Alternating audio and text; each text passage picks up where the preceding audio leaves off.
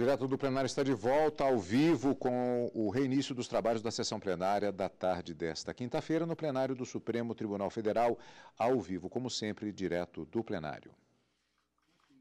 Podemos nos assentar, por favor?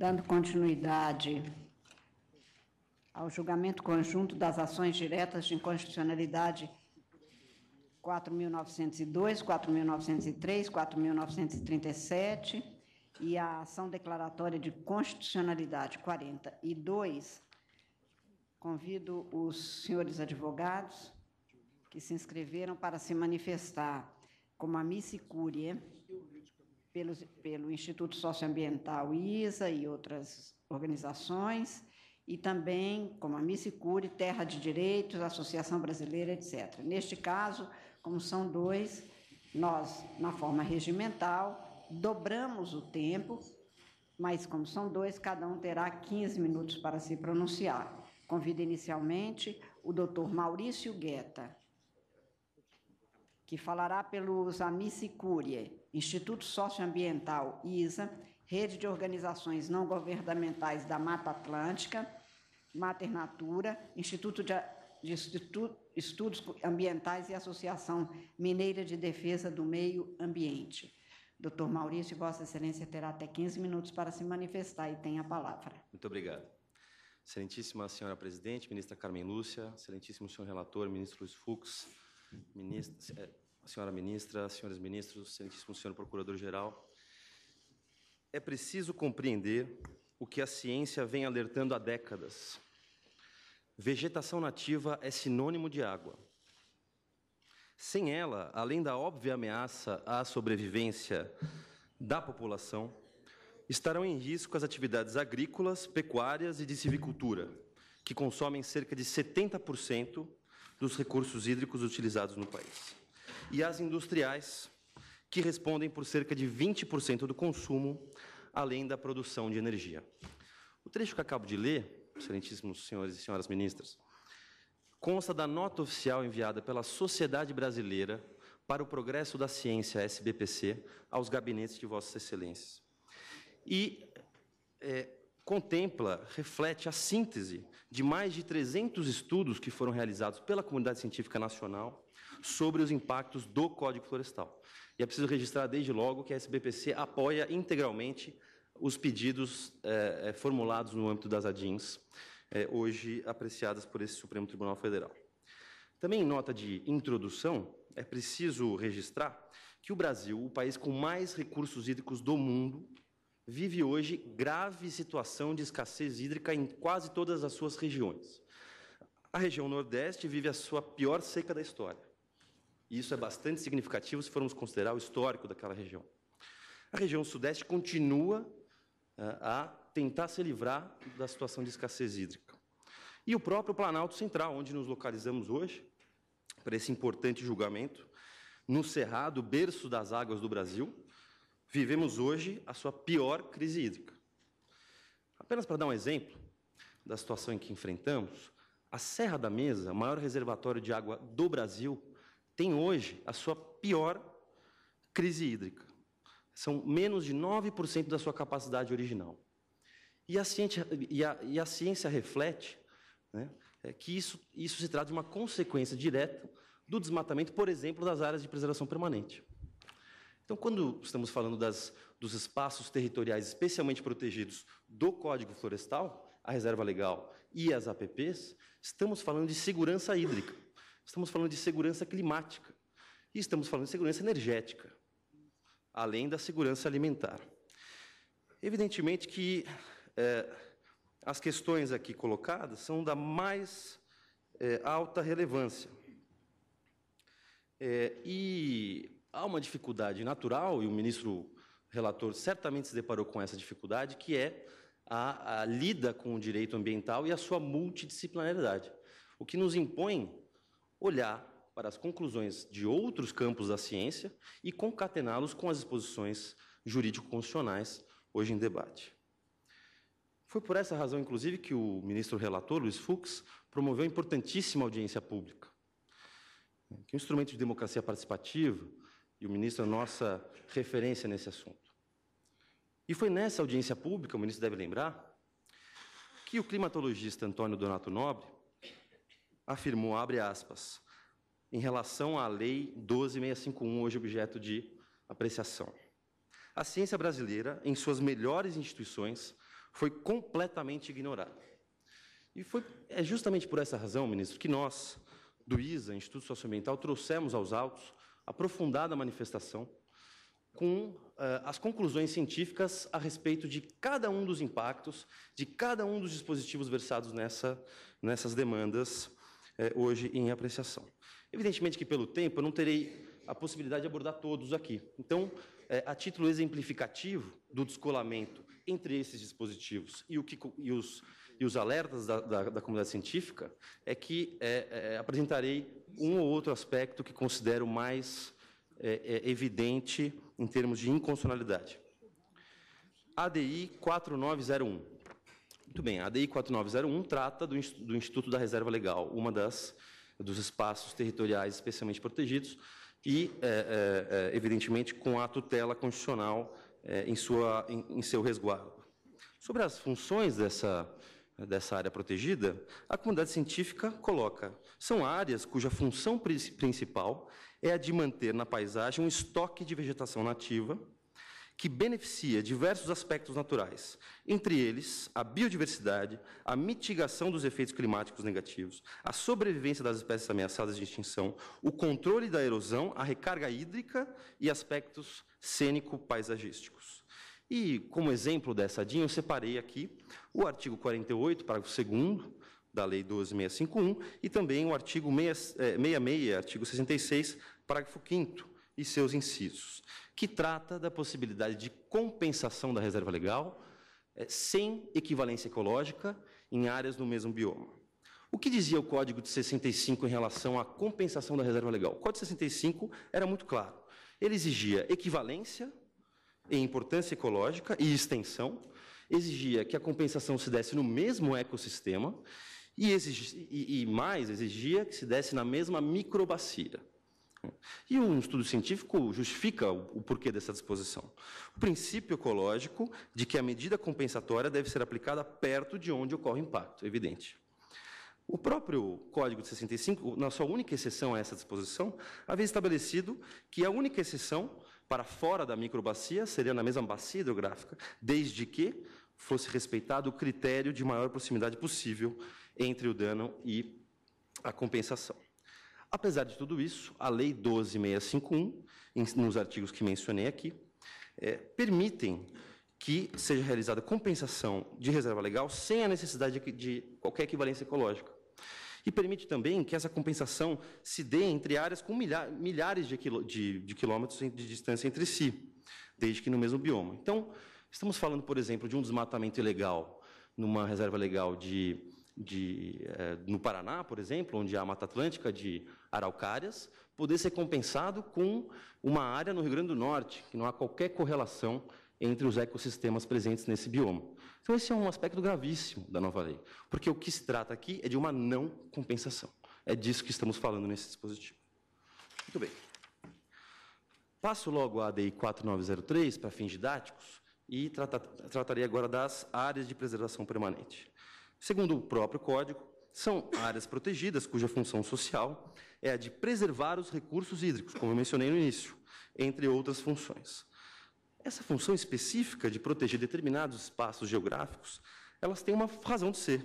Por exemplo, as faixas marginais de cursos d'água e nascentes protegem esses elementos naturais e permitem que eles continuem com vida. As áreas de declive acentuado e topos de morro, elas devem ser vegetadas para que se evite desmoronamentos e desastres, como a gente vê todos os anos nas regiões serranas do Rio de Janeiro e de Santa Catarina. Dada essa relevância das APPs, também espaços territoriais especialmente protegidos, o professor Paulo Afonso Leme Machado pontifica é um espaço territorial em que a floresta ou a vegetação devem estar presentes. Se a floresta aí não estiver, ela deve ser aí plantada. Ou seja, é fundamental o plantio e a recuperação das APPs. E não há outra razão, inclusive, para essas áreas se chamarem áreas de preservação permanente. Justamente porque elas têm essa função de proteger determinados espaços geográficos, cursos d'água e outros elementos fundamentais para um ambiente ecologicamente equilibrado. De fato, não são poucos os estudos que apontam para a drástica redução da qualidade e quantidade da água quando há desmatamento ilegal nas APPs. E aqui eu separei um dispositivo relevantíssimo, como exemplo, que é a história do leito maior versus o leito regular. A lei anterior estabelecia que a APP ela seria medida, a APP dos rios, as faixas marginais, seriam medidas a partir do leito maior. Quer dizer, quando o rio enche, a partir desse ponto se mede a APP. O que o novo código trouxe é que a APP vai ser medida a partir do leito regular. Pode parecer um mero detalhe, mas não é. Apenas na Amazônia, e quando a gente fala desse dispositivo, é preciso lembrar dos biomas onde há cheias sazonais, né, como a Amazônia e o Pantanal, apenas na Amazônia esse dispositivo reduz as APPs em 400 mil quilômetros quadrados, uma área maior do que os estados do Rio de Janeiro e de São Paulo. É um impacto abissal decorrente desse dispositivo. Segundo o SBPC, aspas, a substituição do leito maior do rio pelo leito regular para definição de APP torna vulneráveis amplas áreas úmidas em todo o país, particularmente na Amazônia e no Pantanal. Daí o equívoco da lei em si delimitar como APP áreas que, na verdade, estão dentro dos rios, nesses biomas onde há cheias sazonais. Daí a sua inconstitucionalidade. E, por fim, em relação à ADI 4902, ela trata de dispensa de recuperação, senhor ministro Lewandowski, dispensa de recuperação de áreas de preservação permanente e reservas legais. Entre os vários dispositivos questionados nessa ADI 4902, eu destaquei aqui o dispositivo, os artigos 61A, 61B, 61C e 63. Esses dispositivos, eles simplesmente dispensam a recuperação de APP irregularmente ocupada ou desmatada. Na realidade, eles impõem o dever de recuperação para áreas mínimas. Então, quando o código disciplina a APP e estabelece como 30 metros a metragem mínima necessária para a segurança hídrica daquele rio, ele o faz ao mesmo tempo em que ele exige a recuperação de apenas 5 metros dessa APP. E a comunidade científica até faz chacota com esse número, porque eles costumam dizer, né, os cientistas, que apenas uma árvore seria suficiente para recuperar esses 5 metros. Da mesma forma, as nascentes. As nascentes têm a sua APP de 50 metros, e esses 50 metros não são respeitados na obrigatoriedade de recuperação, em que se estabelece apenas 15 metros, o que é insuficiente, segundo a comunidade científica. Isso se torna ainda mais grave quando a gente trata do artigo 63, que permite a ocupação irregular em áreas de encosta com declive superior a 45 graus e topos de morro. A gente está falando justamente dos desastres que acontecem nas regiões serranas do Rio e de Santa Catarina. E um estudo oficial do governo de Santa Catarina apontou, em relação ao desastre de 2008, com mais de 130 mortos, aspas, 84,38% das áreas atingidas por deslizamentos na região do Morro do Baú, Santa Catarina, haviam sido desmatadas ou alteradas pelo ser humano. Daí a consequência. Daí a necessidade de se declarar a inconstitucionalidade desses dispositivos que dispensam a recuperação dessas áreas essenciais ao equilíbrio ecológico. A colocar uma pá de cal nesse assunto, é preciso recordar da ADI 4253, relatada pelo ministro decano, ministro Celso de Mello, em que foi declarada a inconstitucionalidade de lei de Santa Catarina, que estabelecia metragens de APP menores do que as metragens de 30 e 50 metros que eu acabei de mencionar. Nesse julgamento, a inconstitucionalidade foi flagrante justamente por violação a esses espaços territoriais especialmente protegidos.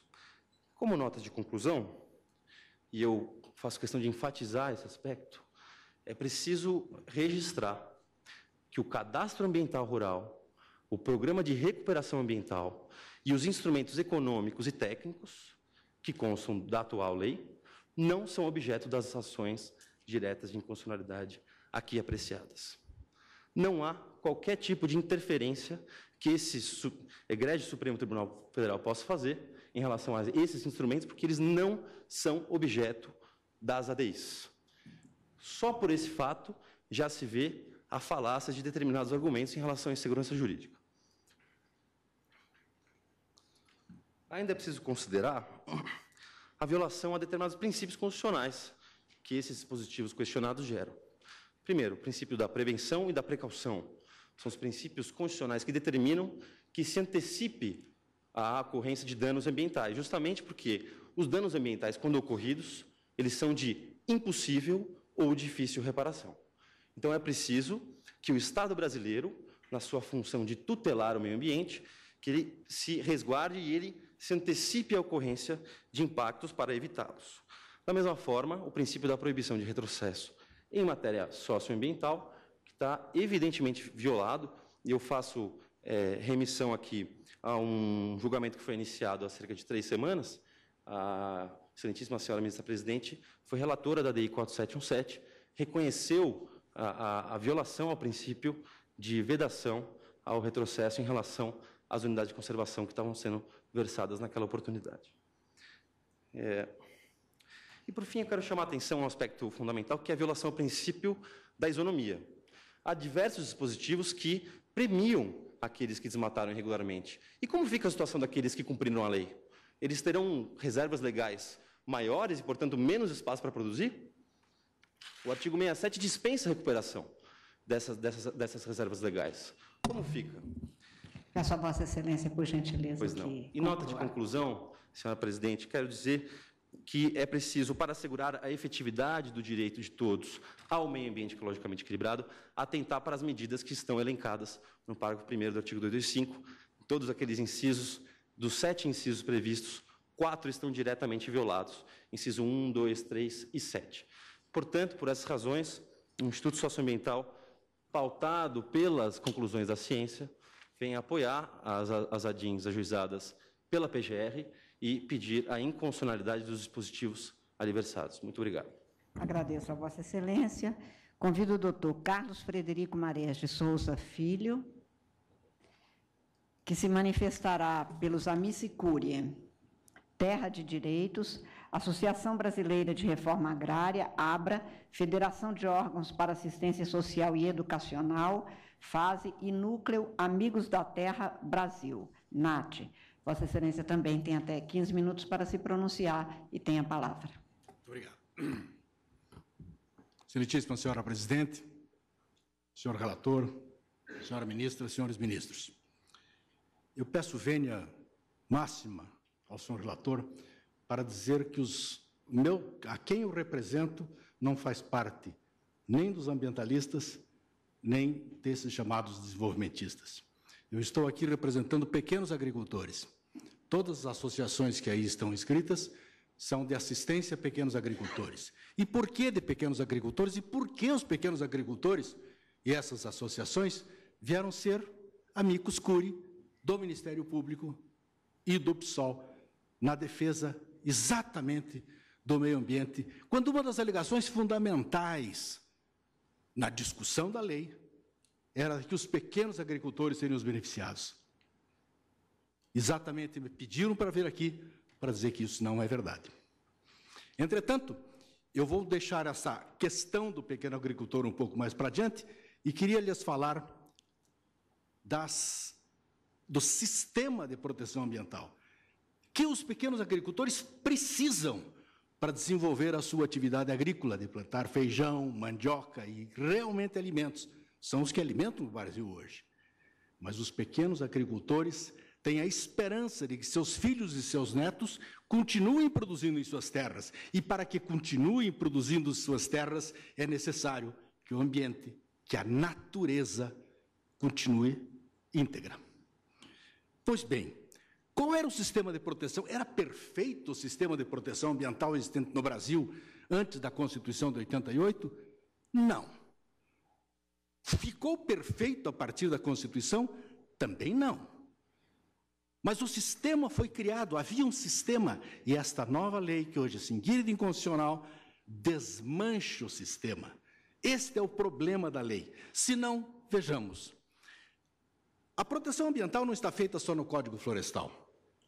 Nós sabemos que do Código Florestal, tem a Lei de Política Nacional do Meio Ambiente, a Lei de Crimes Ambientais, e uma série de leis de proteção da água, uma série de leis que compõem esse sistema, a Lei de Unidades de Conservação. Entretanto, a minha preocupação aqui será com o Código Florestal, o sistema estabelecido do Código Florestal. O Código Florestal é, antes de mais nada, um código de regulação da propriedade da terra.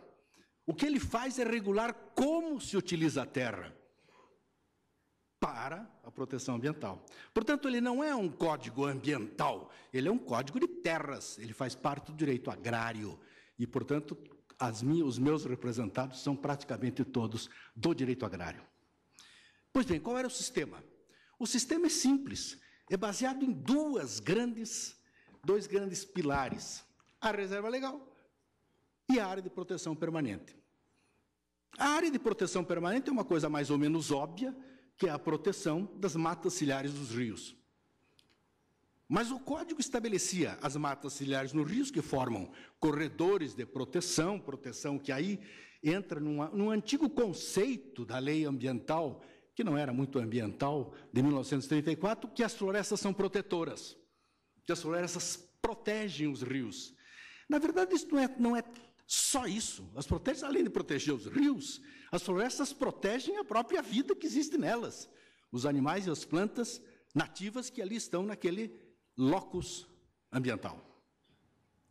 Pois bem, mas além dos corredores de direito ambiental, de reserva de mata ciliar, se criou o que se chamou de reserva legal. É um nome curioso, reserva legal, mas nada mais é do que uma reserva criada pela lei, e por isso ela se chamou reserva legal. Ficou conhecida na teoria como reserva legal. E o que ela é? Ela é nada mais, nada menos do que uma parte da propriedade individual da terra que deve ser protegida como mata nativa.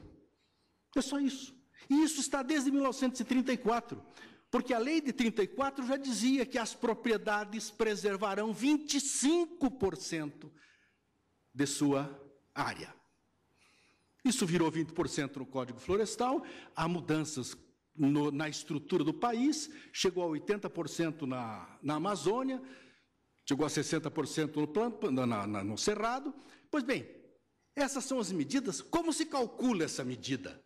Essa medida provavelmente não é a ideia de um jurista, mas é a ideia de um estudo científico a respeito do que é necessário para que a natureza continue lídima. Muito bem, esses são os dois sistemas. Por que é que a lei desmancha esse sistema e como? Em primeiro lugar, a lei praticamente anula a possibilidade da reserva legal para quem devastou. Para aqueles que devastaram, que incorreram em inconstitucionalidades, em ilegalidades, em crimes ambientais, porque a lei de crime ambiental é da década de 90, não é da década de 2008, é de 90, que a lei existia e estava sendo executada.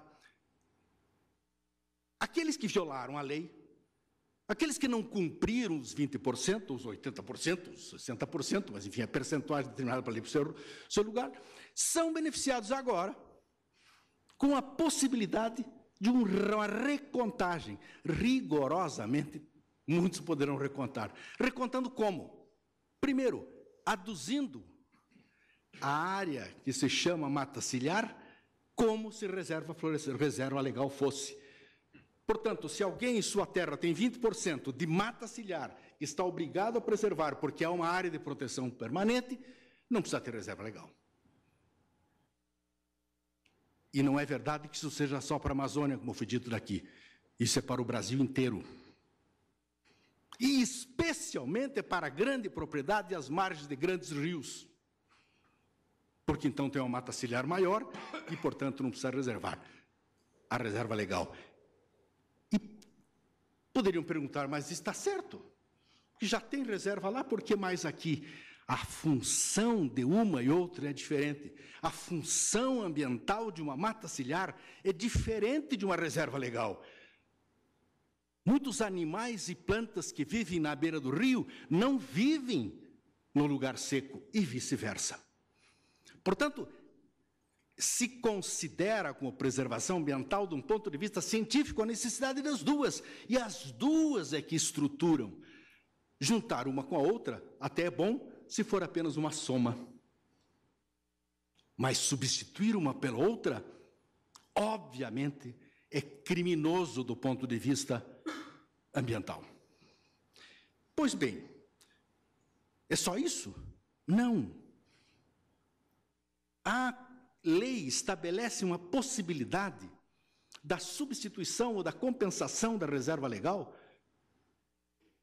por um lugar fora do local onde está, perdendo completamente o sentido. Mas se a gente reparar, perde o sentido por duas razões. Uma razão, porque uma reserva legal que guardaria as araucárias do Paraná deixará de existir e será colocada no Nordeste brasileiro. Então diríamos, o Paraná perdeu, mas o Nordeste ganhou. Ficamos em empate. Não é verdade. Porque esta reserva do Nordeste provavelmente era uma área que já estava protegida. E, portanto, nós perdemos duas vezes. Nós perdemos porque não vamos ter a reserva araucária. E aquela área já era uma área protegida. Porque a ideia é se fazer as cotas em áreas que já estão protegidas. Como é, por exemplo, a área de doação para o poder público. Aonde que vai se doar? Vai se doar nas áreas que o poder público iria desapropriar para fazer parques. Portanto, a lei, ela é falaciosa quando diz que vai manter essas duas estruturas, esses dois pilares. Não é verdade. Este pilar já começa a ser quebrado só por essas duas razões. Mas há uma questão na lei que é ainda mais grave e mais insidiosa do que a possibilidade de substituição da reserva legal. É a possibilidade de se plantar na reserva legal essências exóticas. Isso não faz absolutamente nenhum sentido lógico. Como é possível imaginar que a preservação da natureza vai se fazer com plantas que não são daquela natureza? Isso é um engano. Isso é uma falácia.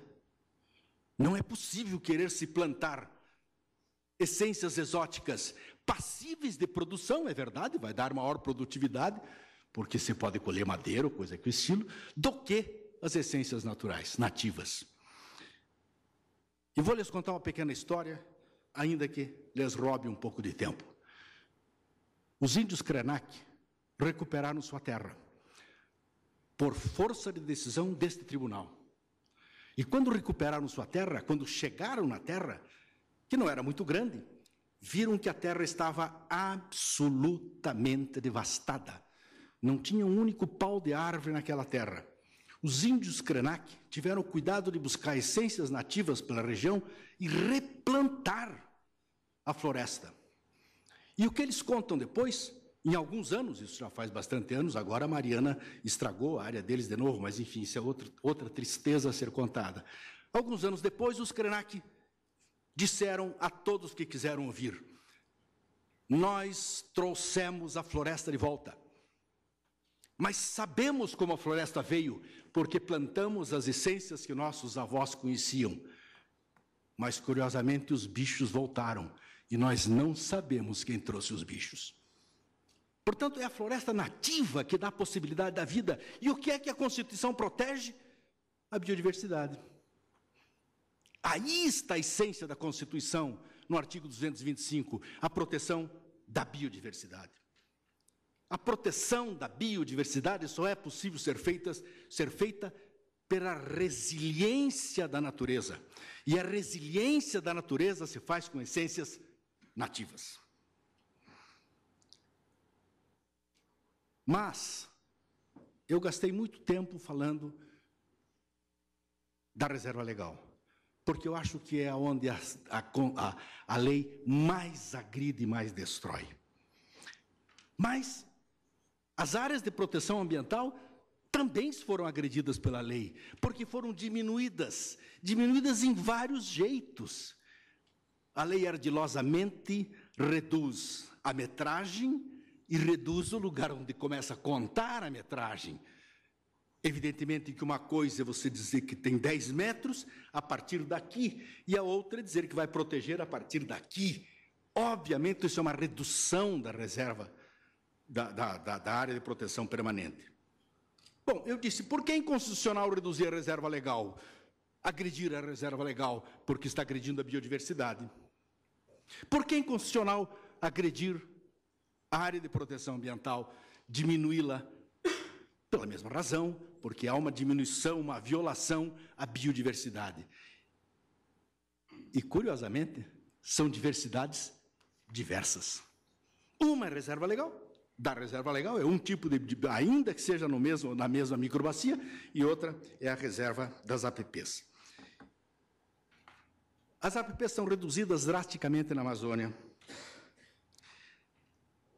Há uma diminuição na recomposição, mais uma vez, aquela questão de permitir que os que cometeram crimes ambientais, que violaram a lei, tenham privilégio sobre os outros, mais uma vez acontece na reserva ambiental, na área de proteção permanente, porque, mais uma vez, a recomposição se faz por meios menores, minorando. A recomposição, que era uma obrigação de ter sido feito antes, não podia ter desmatado, mas a recomposição é entendida como uma boa vontade ou uma boa prática do proprietário da terra. Não é boa vontade nem boa prática. Ao contrário, é uma obrigação constitucional de fazê-lo.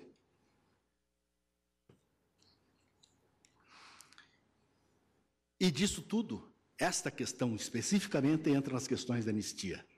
Não é verdade o que foi dito aqui da tribuna pela AGU. Há anistia, sim. Porque o que disse que se não serão pagos ou poderão ser pagos aquelas multas estabelecidas, e mesmo que não sejam pagos, serão compensadas, reparem os senhores, não serão compensadas. Aquele que violou a lei e que foi autuado por violação da lei, tem a obrigação de recompor o estrago que ele fez. E isso não é absolutamente compensação pelo pagamento de uma multa. Ele teria a obrigação de, ao mesmo tempo de pagar a multa, para recompor a natureza que destruiu. Doutor Carlos, peço a Vossa Excelência que conclua. Eu queria concluir dizendo que eu aqui represento trabalhadores rurais que querem a natureza boa, saudável, para que seus filhos e netos continuem sendo produtores rurais. Mas o que eu gostaria mesmo é que um dia, dentro do direito brasileiro, eu pudesse vir a esta tribuna e dizer: aqui eu não represento trabalhadores rurais nem entidades humanas. Aqui eu represento a natureza, os animais e as plantas. Muito obrigado.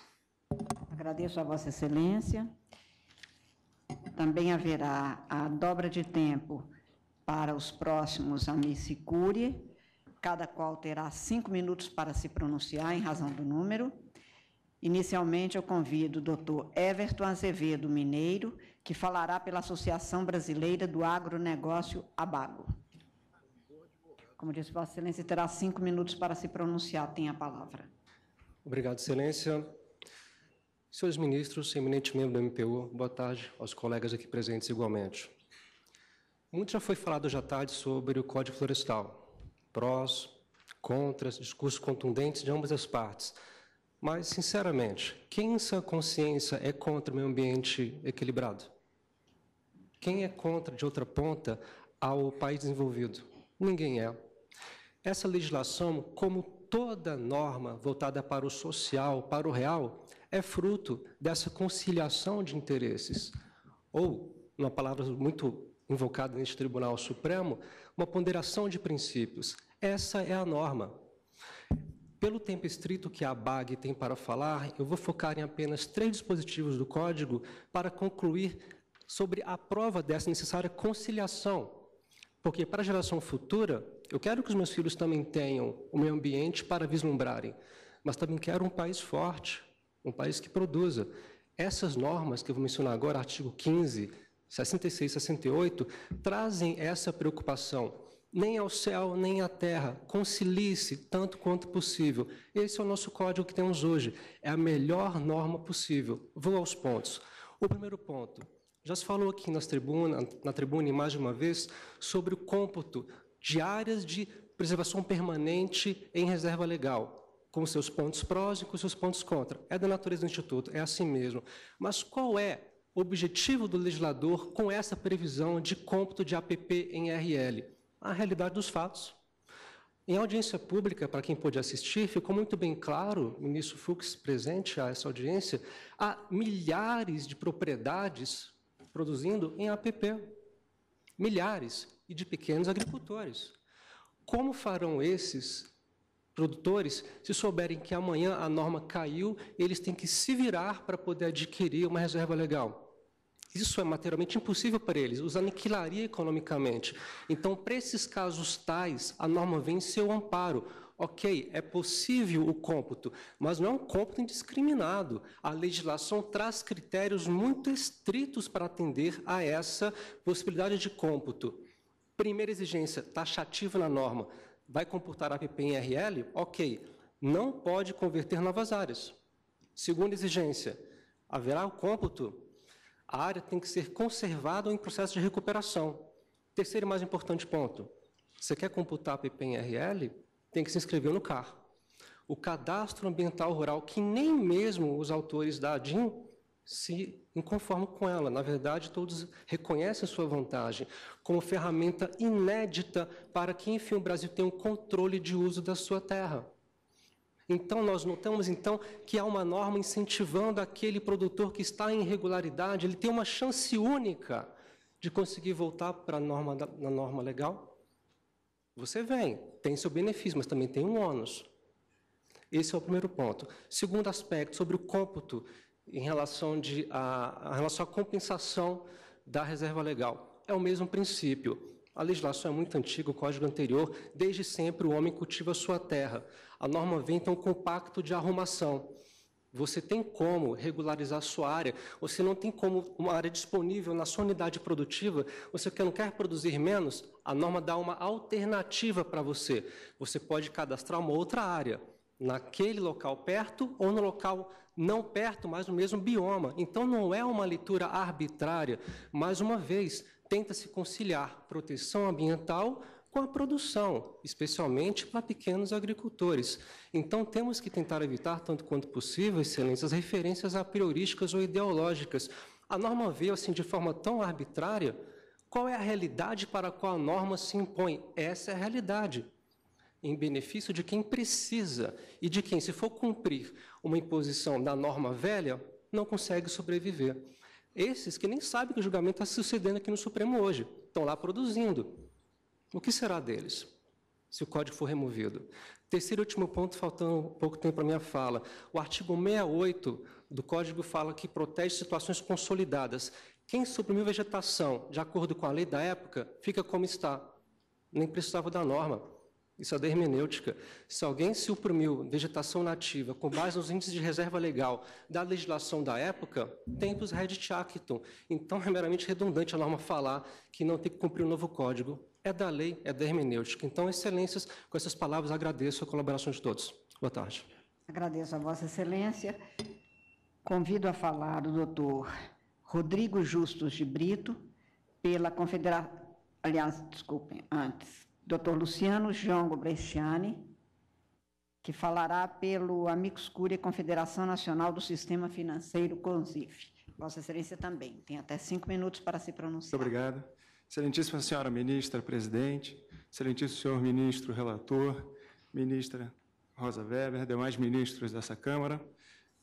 Eu venho aqui, pela Confederação Nacional do Sistema Financeiro, tratar de um único dispositivo que nos trouxe a ingressar, trouxe os meus representados a ingressar no processo como amicus curiae, que é o artigo 78A, que é o que diz respeito exatamente às instituições financeiras e impõe às instituições financeiras, desde a entrada em vigor do Código Florestal, a que, passados 5 anos de vigência do Código, passasse a exigir dos produtores rurais, como condição necessária para a obtenção de crédito agrícola, a inscrição de suas propriedades no CAR. E muito se disse aqui, já da tribuna, e não custa relembrar, a importância que esse cadastro ambiental rural traz para a proteção para a proteção ambiental que se espera do Código Florestal e que se espera da Constituição Federal.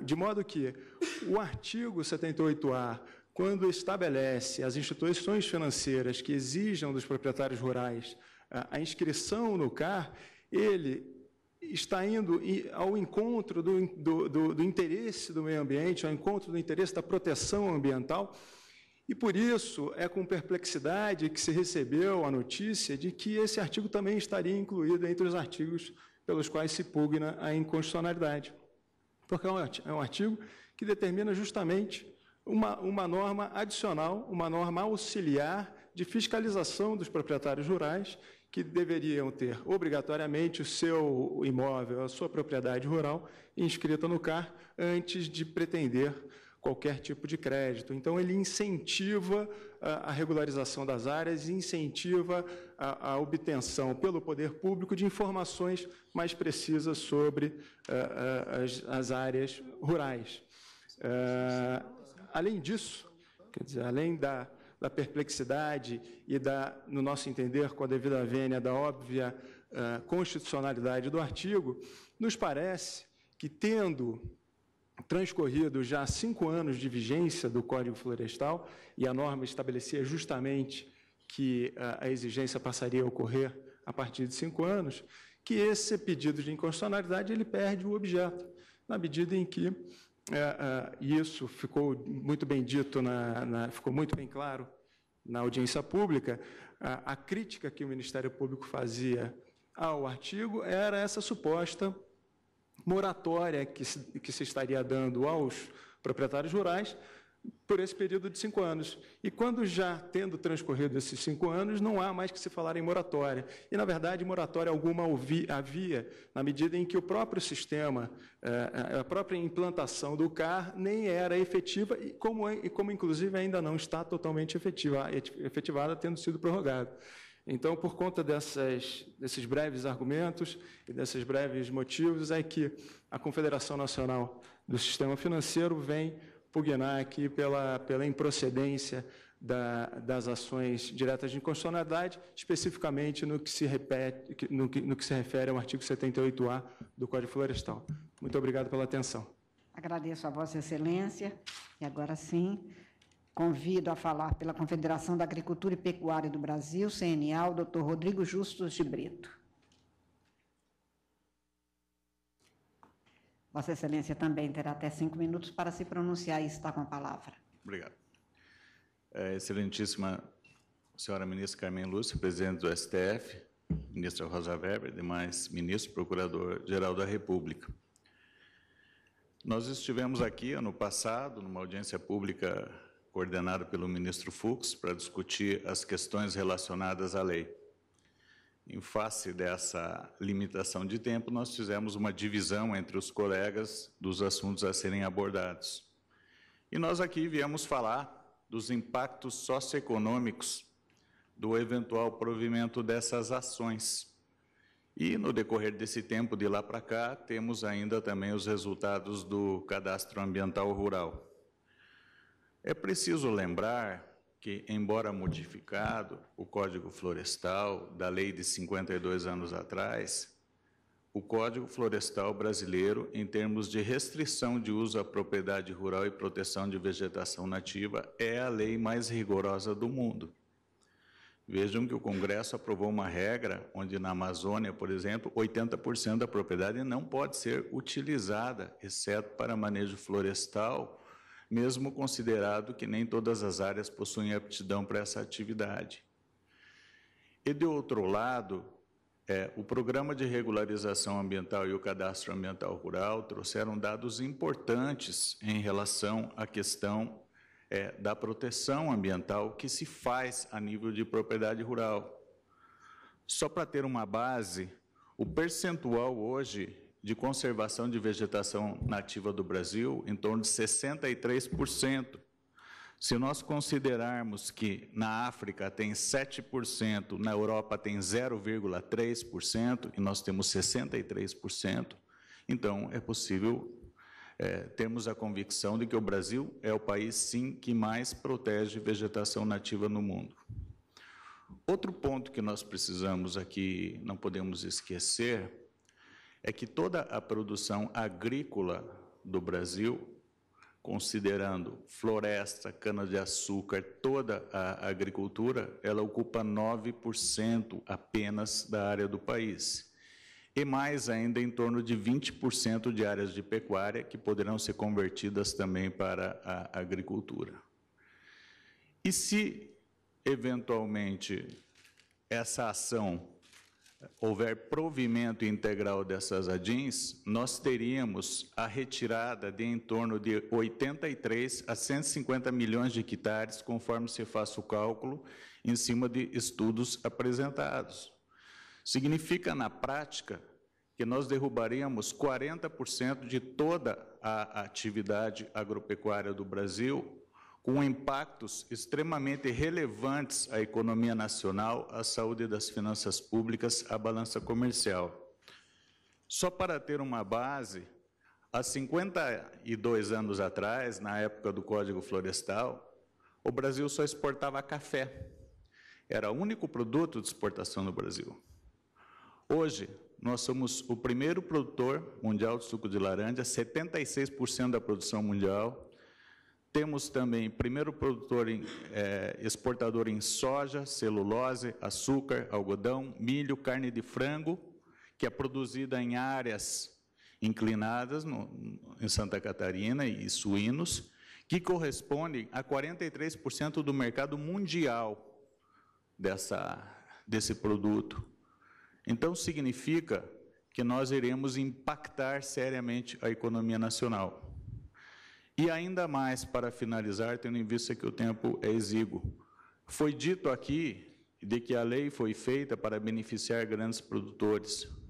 A adesão ao Programa de Regularização Ambiental, que significa aqueles que precisam regularizar a propriedade, tem 2 milhões de produtores que aderiram ao programa, dos quais 150 mil grandes e 1,5 milhão de produtores, pequenos e médios produtores, que vão pagar essa conta, retirando terras da produção, inviabilizando a propriedade, embora em todos os outros países utiliza-se o critério de conservação de solo e água como premissa à produção agropecuária, e esperamos que assim continue o Brasil. Nós temos, sim, vegetação nativa, nós fazemos a conservação e a lei protege, sim, o meio ambiente, e também devemos levar em conta o desenvolvimento econômico-social e a saúde econômica do nosso país. Muito obrigado, ministra. Agradeço a Vossa Excelência. Pela Organização das Cooperativas Brasileiras, OSB, convido o doutor Leonardo Pape, que igualmente terá até 5 minutos para se pronunciar. Tem a palavra. Excelentíssimos senhores ministros, senhoras ministras, senhor Procurador-Geral da República, quero iniciar dizendo que apenas na área rural, a Organização das Cooperativas Brasileiras reúne 1 milhão de famílias, dos quais 84% são de pequenos produtores rurais. Portanto, a OCB tem a convicção de que, mais do que um imperativo ético, a conservação da qualidade do meio ambiente é um fator indissociável para o próprio modo de vida dos seus associados. É justamente tendo em conta esse espírito que a OCB vem demonstrar a sua convicção pela integral constitucionalidade dos dispositivos que estão sendo questionados. Como é sabido, embora envolvendo vários dispositivos, estas ADIs se assentam nos mesmos argumentos centrais. Trata-se da utilização de cláusulas abertas e de princípios desprovidos de sentido unívoco para tentar construir um discurso destinado a sobrepujar a decisão legitimamente adotada pelo Poder Legislativo, ainda que dela se possa discordar ideologicamente ou até mesmo tecnicamente. Me permitam um exemplo, com base no artigo 61A, que é o que trata das áreas rurais consolidadas. Segundo as ADIs, esse dispositivo seria inconstitucional porque violaria o princípio da proibição de retrocesso. Porém, para chegar a esta conclusão, as ADIs pretendem aplicar este princípio de maneira isolada, ou seja, desconectado com a integralidade das demais disposições da lei, e também de maneira parcial, porque não leva na devida conta a multiplicidade de direitos fundamentais que necessariamente está envolvida na aplicação do 61A, já que toda lei ambiental é vetor de desenvolvimento sustentável e, portanto, deve conciliar aspectos ambientais, sociais e econômicos. Tomado nessa devida conta, não se sustenta a tese de retrocesso e nem de inconstitucionalidade do 61A. Certamente não é um retrocesso político-democrático. Ao contrário da lei anterior, que foi feita no regime ditatorial e que foi alterada por medidas provisórias jamais votadas, o artigo 61A é o resultado de um processo de deliberação ampla, público e plural feito no Congresso Nacional. Certamente não se trata de retrocesso social. O artigo 61A estabelece regras jurídicas diferenciadas para situações que também são concretamente diferenciadas, seja porque viabiliza a regularização de locais nos quais já há produção de alimentos há anos, décadas, às vezes séculos, e aqui uma observação, muitas vezes abertos e sistematizados com incentivo do governo, ainda que ao arrepio da lei anterior, seja também não é um retrocesso social, por conta de reconhecer o especial papel de fragilidade social do pequeno produtor rural, já que há regras diferenciadas. A inexistência desse dispositivo, sim, é que geraria profunda insegurança jurídica e, portanto, grave retrocesso social. Não é também, finalmente, esse dispositivo um retrocesso, ainda que a gente o tome sob o aspecto estritamente ambiental. Primeiro, porque é falaciosa a fala de que esse dispositivo conduziria a novos desmatamentos, já que expressamente o parágrafo 11 do artigo 61A veda a supressão de vegetação nestes locais. Não se trata de ampliar desmatamento, se trata de regularizar o que já existe, dispositivo que não estava previsto na lei anterior.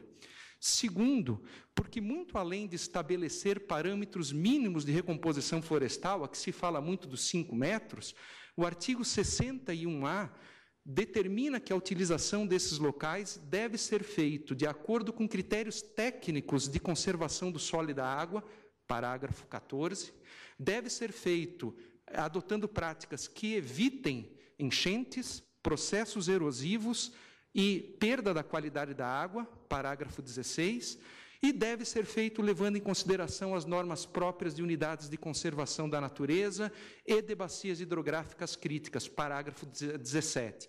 Ou seja, ao contrário da lei anterior, que confiava a proteção do meio ambiente numa metragem fixa para todo o país, o artigo 61 arremete isso para a análise técnica de cada uma das propriedades rurais. Finalmente, também não se trata de um retrocesso na medida em que, para poder aderir a este novo sistema, o produtor deve informar o seu imóvel no CAR e aderir a um programa de regularização ambiental. Eu concluo dizendo isto. Nestes últimos 5 anos, os produtores rurais deste país se inscreveram no cadastro confiando na lei como um todo, confiando que ela seria um caminho para a regularização. E agora a gente confia e espera, encerrando, Excelência, a gente confia e espera que este Supremo Tribunal Federal mantenha firme este compromisso nacional e que adote uma decisão que efetivamente seja capaz de conciliar proteção ambiental com produção de alimentos. E isso significa o completo julgamento de improcedência das presentes ADIs. Muito obrigado pelo tempo e pela atenção. Agradeço a Vossa Excelência. Convido a falar pela Associação Brasileira dos Produtores Independentes de Energia Elétrica, o Dr. Marçal Justen Filho. Vossa Excelência também tem até 5 minutos para se pronunciar e tem a palavra.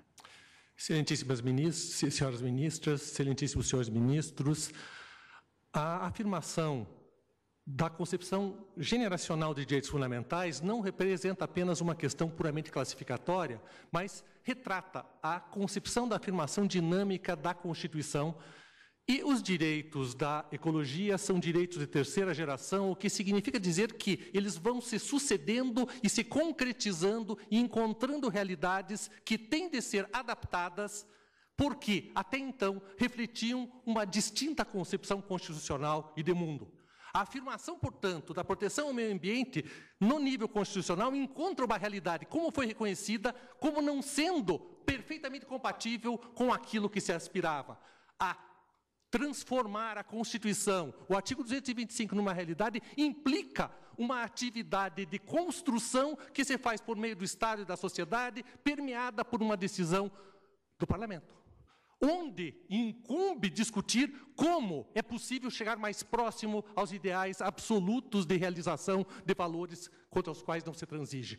O ilustre ministro Luiz Fux, na ADI 4029 do Distrito Federal, reconheceu expressamente que não cabe ao Supremo Tribunal Federal investigar, se substituir ao povo na escolha do modo de realização de determinadas questões que são extremamente complexas em termos de compatibilização de direitos e interesses. Por outro lado, a afirmação de direitos de segunda e terceira geração importa não apenas a assunção pelo Estado de novas funções, mas a alteração do próprio modelo jurídico.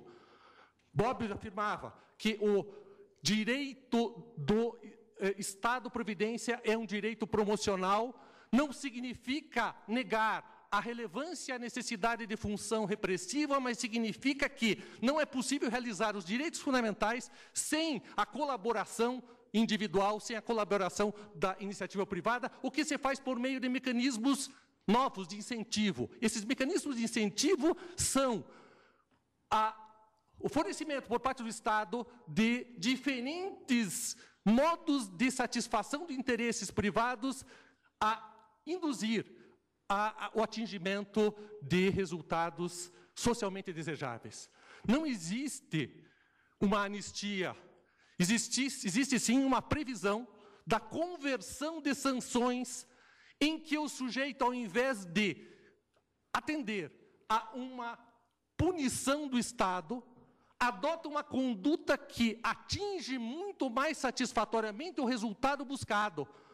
Portanto, ele, ao invés de pagar uma multa ou ele ir para a cadeia, ele adota a conduta indispensável a eliminar o dano produzido, e isso é uma solução largamente praticada em todos os ramos do direito, e especialmente no direito ambiental, que criou a ideia do termo de ajustamento de condutas, por meio do qual, embora seja indesejável a prática do ilícito, uma vez consolidada a infração, a solução mais adequada é a prática por parte do próprio indivíduo do sofrimento de ser obrigado a abrir mão dos benefícios econômicos e a promover, precisa exatamente o resultado que ele não devia ter atingido anteriormente.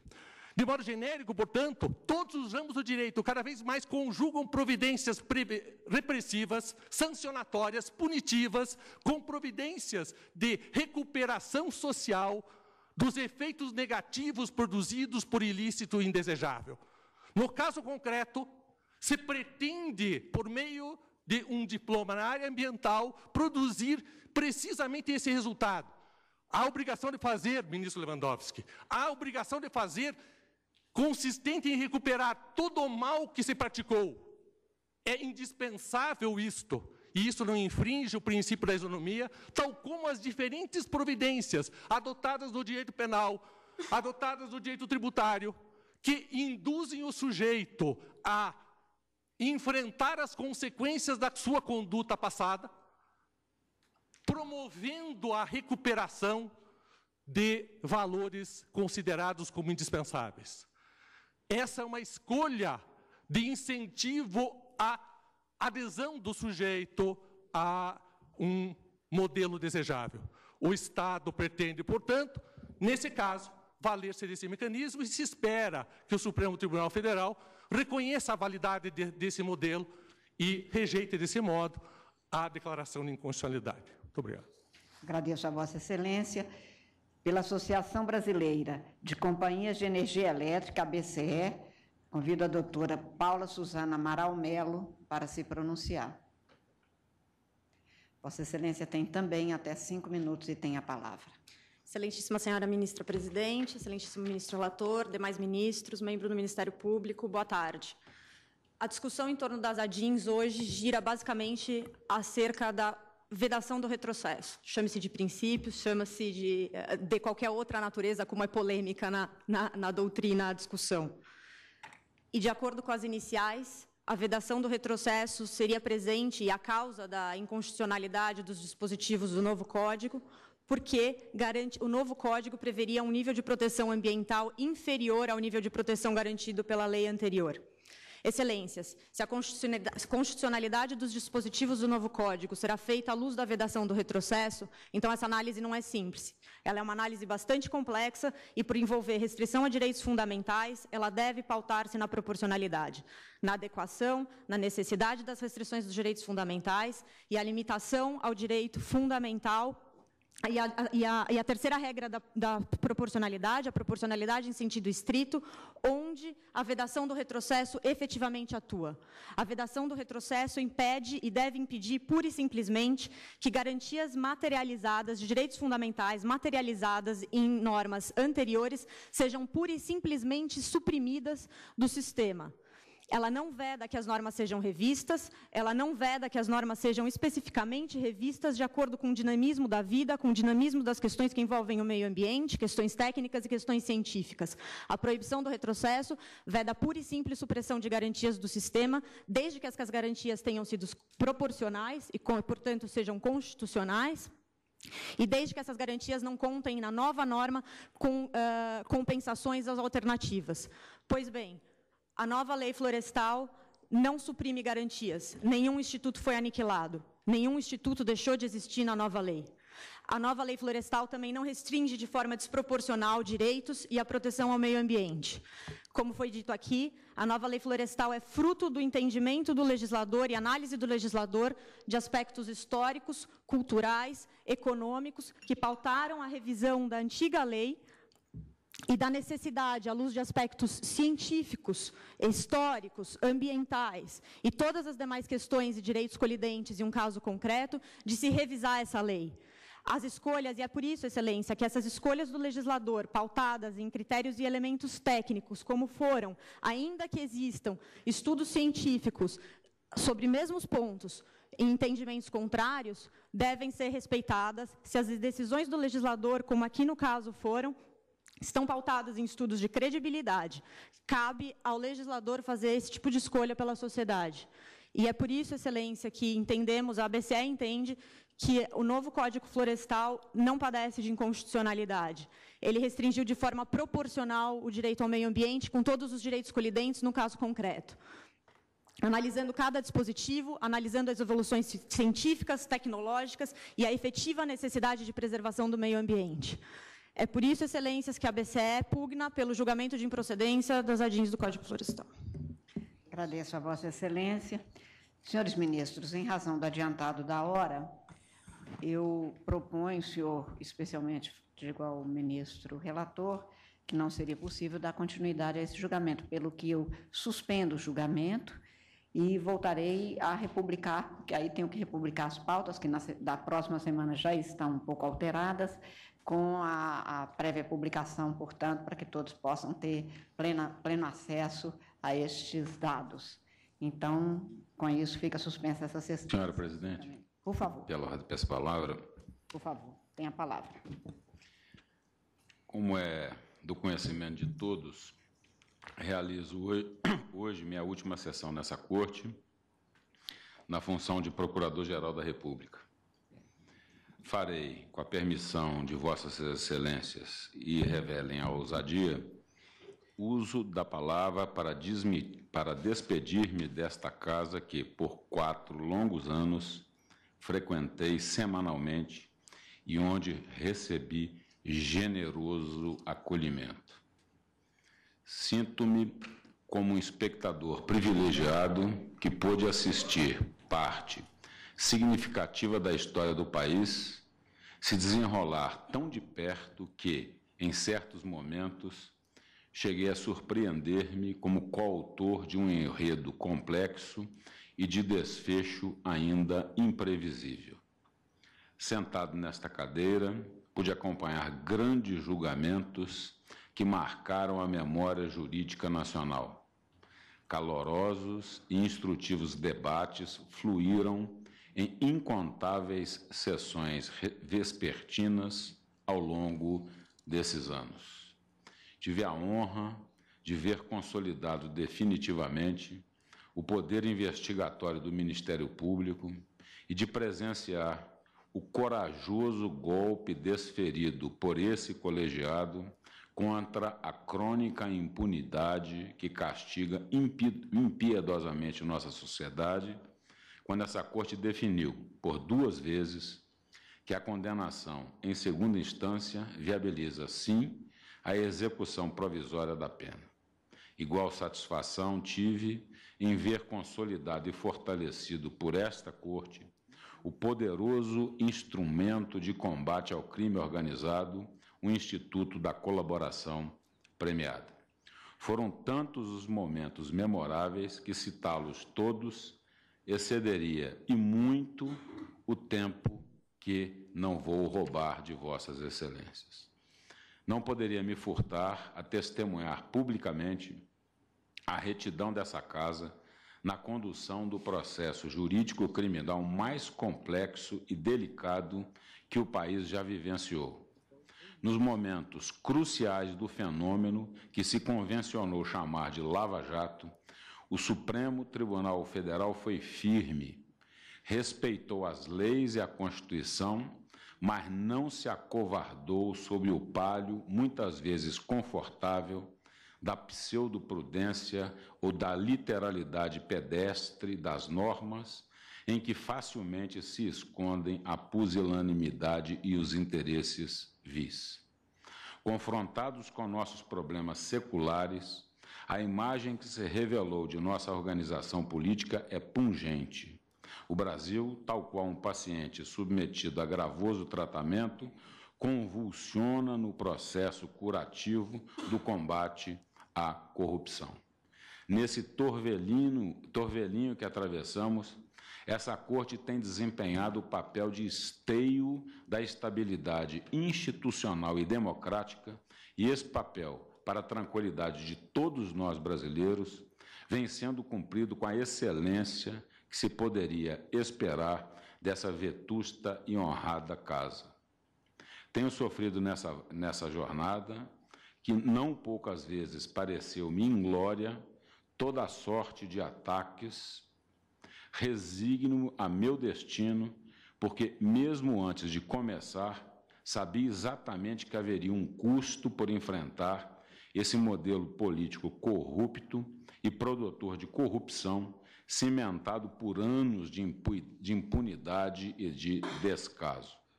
Mas tudo isso, para mim, senhores ministros, já se encontra nos escombros do passado. Os mortos, então, deixai-os a seus próprios cuidados. As páginas da história hão certamente de contar, com a isenção e verdade, o lado que cada um escolheu para travar sua batalha pessoal nesse processo. Entrego o cargo no próximo dia 17, sem qualquer jactância, mas com a convicção serena de que militei até o último instante na defesa dos compromissos constitucionais assumidos há mais de 30 anos. Deixo minha contribuição e sigo agora para o meu destino inexorável, porque os homens são atores ligeiros e fugazes da grande história da humanidade. Outros seguirão do ponto em que parei e certamente avançarão ainda mais no aperfeiçoamento institucional e democrático do Ministério Público e do nosso país. Espero modestamente, da silenciosa expectação dessa cadeira ministerial, ter, como Procurador-Geral da República, honrado a preciosa tradição dessa Casa e contribuído de forma para fortalecer o seu prestígio e engrandecer ainda mais a sua imagem perante a sociedade brasileira. Por fim, despeço-me com um trecho de Fernando Pessoa. Há beleza bastante em estar aqui e não noutra parte qualquer.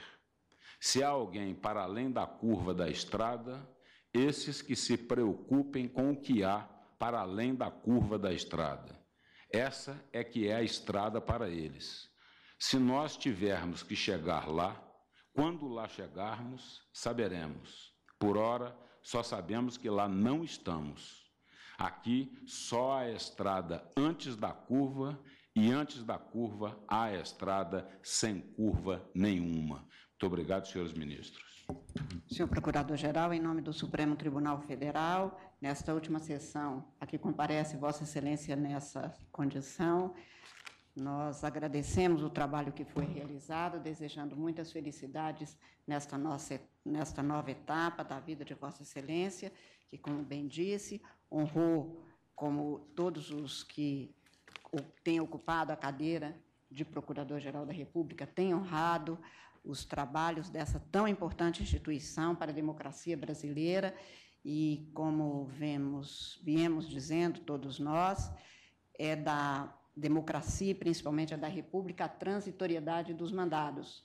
Os mandatos se exercem exatamente dentro de uma perspectiva de que somos todos servidores públicos, agentes políticos, passageiros, numa nação que é muito mais do que cada um de nós. E compete a cada um de nós fazer com que o nosso desempenho contribua para um Brasil que seja cumprido de acordo com a Constituição, da maneira mais justa, livre e solidária como posto. Nós desejamos que Vossa Excelência tenha uma ótima, nessa nova fase, perspectiva, realizações, e o Ministério Público continuará, tenho certeza, a cumprir a missão que é tão importante, que foi entregue pela Constituição de 1988, de uma forma muito especial. De toda sorte, nós do Poder Judiciário somos honrados com o Ministério Público, que muito honra o Brasil, como honrou com a presença de Vossa Excelência, dos que vieram antes e, como Vossa Excelência acaba de dizer, certamente com os que virão depois.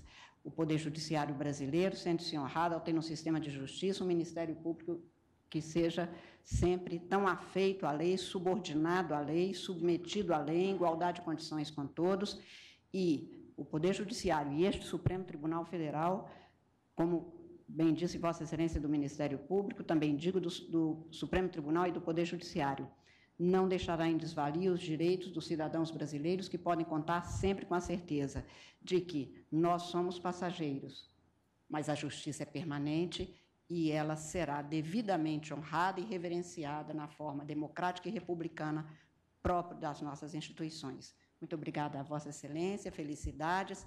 Declaro encerrada a presente sessão, agradecendo aos senhores ministros, ao senhor Procurador-Geral, aos senhores advogados que aqui estiveram, que honraram a tribuna de uma forma especial no dia de hoje, senhora secretária de sessões, senhores servidores, muito obrigada a todos. Desejo uma excelente noite, um excelente final de semana para todos.